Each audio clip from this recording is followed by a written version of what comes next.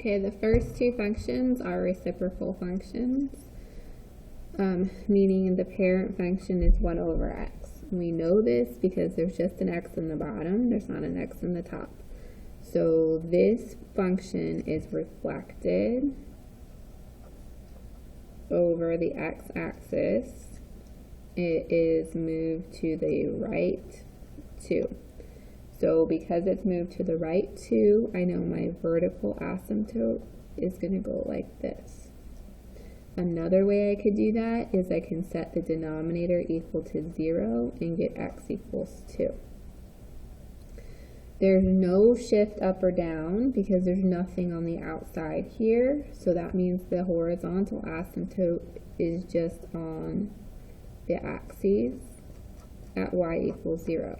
Another way to know that is because the degree in the top is less than the degree in the bottom, because the degree in the top is 0 because there is no x, the degree in the bottom is 1. So when the degree in the top is less than the degree in the bottom, the asymptote's at y equals 0. Domain and range. I have to leave out my vertical asymptote for my domain, and I have to leave out my horizontal asymptote for my range. Because there's a reflection, so the original function does this. Because there's a reflection, I know my branches are going to be here and here. I can test some points out to see where those branches would be. Like for example, if I plugged in a 0, if I plug in 0, I would get 1/2. So I know that this point is here. Okay, that's actually my y-intercept. If I wanted to plug in another point, I could plug in 1. When I plug in 1, I'd have 1 minus 2 on the bottom, which is -1. And I'd have -1 over -1, so I get +1 out. So this is where my other point would be. So I know my graph is doing this over here. If I wanted some points over here, I could plug in 4. I'd have -1 over 2, so -1/2. So I know I'd have that point there. I could plug in 3, whatever. I know my graph's going to do this. Okay, so you can just plug in some points to help you test that out. Alright, over here, again, there's only an x in the bottom. This is going to be a vertical stretch by 2. It's going to go left 3 because of this +3, and this +1 means it goes up 1. So because I went up 1, my horizontal asymptote's going like this. Because I went left 3, my vertical asymptote's here. Okay, so x equals -3, y equals 1. Domain, I have to leave out my asymptote. Range, I have to leave out my asymptote. Now where are some other points? I can get my x and my y intercepts to help. So if I plug in 0, I'd have 2/3 plus 1. So 1 and 2/3. So that's like 1.67. So 0, 1.67.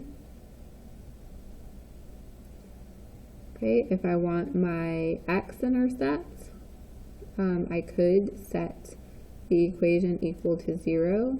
I'd have 0 equals 2 over x plus 3 plus 1. Move the 1 over. Multiply by x plus 3, so I'd have -x minus 3 equals 2.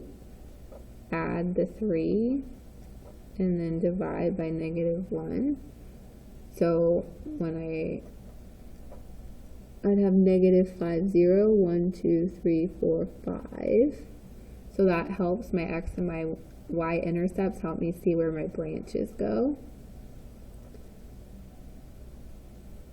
I could plug in some more points if I wanted to, but just knowing x and y-intercept helped me decide where my branches are. Okay. Alright, the rest of these we're going to have to see if we can factor because there's an x in the top and an x in the bottom.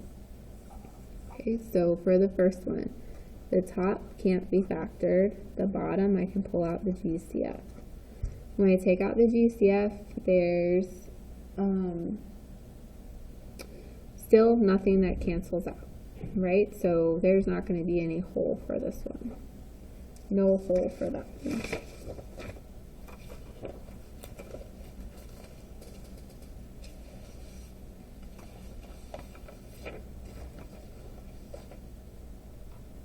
And then I can do my x-intercept. X-intercept means y is 0. So the whole denominator cancels out when I multiply it times 0. So 0 is x plus 4. So negative 4 is x. So x-intercept is negative 4 is 0. Y-intercept means x is 0. So I plug in a 0 everywhere there's an x, and I get 4/12, which is 1/3. So my y-intercept is at 0, 1/3. Vertical asymptote, set the bottom equal to 0.